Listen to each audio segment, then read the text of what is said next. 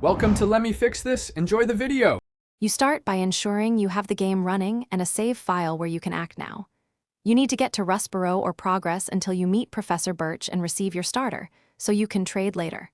Once done, catch or train a low-level Pokémon to carry while you seek the EXP share. Remember to keep your leads safe in early fights and stock basic healing items.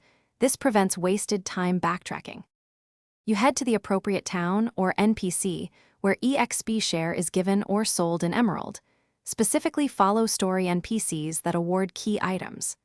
Once you obtain EXP share, open your bag and give it to the desired Pokémon so it holds the item.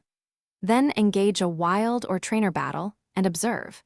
The held Pokémon should gain half or shared experience when an ally participates or fainted. Make sure your party setup lets the holder survive and gain value.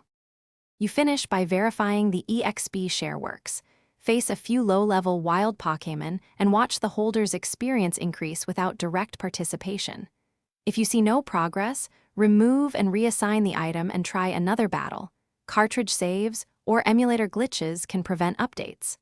Also make a backup save before major changes so you can restore if something goes wrong. If problems persist,